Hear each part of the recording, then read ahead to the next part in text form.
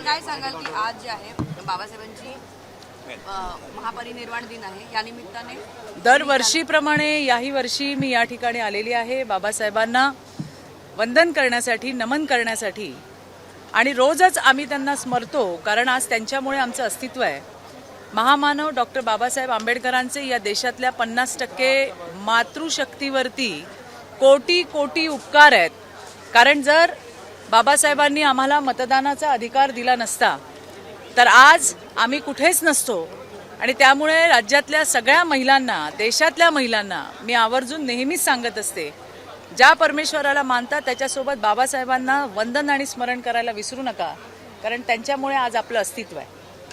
Doctor Narendra Jadhav यांनी जी मागणी केलेली आहे, दादर मेट्रो स्टेशनला चैत्यभूमी असं नाव देण्यात यावं अशी त्यांची मागणी आहे. मला असं वाटतंय की सन्माननीय मुख्यमंत्री नक्कीच याचा सकारात्मक विचार करतील आणि येणाऱ्या दिवसामध्ये आपल्याला त्याचा रिझल्टही दिसेल. दादर रेल्वे स्थानकाचं देखील नाव डॉक्टर बाबासाहेब आंबेडकर करावं, चैत्यभूमी टर्मिनल्स करावं अशी मागणी हो, मी ऐकलं. आज आम्ही सगळेच जण त्या ठिकाणी होतो आणि निश्चितच या सगळ्या मागण्यांचा मुख्यमंत्री महोदय जे आहेत ते सकारात्मक असा विचार नक्की करतील. नगरमधून एक आत्महत्येचं प्रकरण समोर आलेलं आहे. दीपाली पाटील नावाच्या नृत्यांगिनींनी गळफास लावून आत्महत्या केलेली.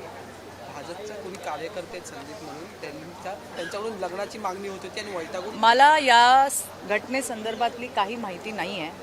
मी सकाळी उठले 8 वाजताच, आम्ही 7:45 वाजता आम्ही या ठिकाणी आलोय.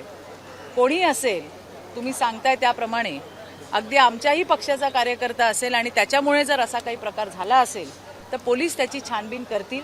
कुणालाही त्या ठिकाणी पाठीशी घालण्याची भूमिका ही देवाभाऊंची कधीच नसते, पक्षाची कधीच नसते. या विषयाबद्दलची अधिक माहिती घेऊन मी आपल्या सगळ्यांच्या समोर येईल. महायुतीचे जे पक्ष आहेत, या पक्षांचे अंतर्गत पदाधिकाऱ्यांच्या प्रवेशाच्या बाबतीत महायुतीच्या नेत्यांचा तह झालाय का, की आता इथून पुढे? हे मला असं वाटतंय की आपण प्रदेशाध्यक्षांना विचारायला पाहिजे. हा त्यांचा प्रश्न आहे. आम्ही कार्यकर्ते आहोत.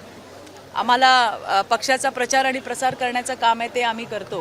नेत्यांमध्ये जर अशा पद्धतीने काही झालं असेल तर मला त्याची कल्पना नाही. मीरा भाईंदरमधून एक घटना समोर येते, शाकाहारी असाल तर तुम्हाला घर दिलं जाईल असं म्हणत मराठी नाही, हे अतिशय चुकीचं आहे. ही कधीच सरकारची ही भूमिका नव्हती आणि नसेलच. आणि त्यामुळे मला वाटतं यामध्येही काय असेल ती माहिती घेऊन संबंधितांवरती काही कारवाई असेल तर ती निश्चितपणे होईल, किंवा आणखीन त्या प्रकारे त्या ठिकाणी अशा पद्धतीची वक्तव्य यापुढेही होऊ नये या संदर्भातली काळजी शासन नक्की घेईल. धन्यवाद. जय भीम.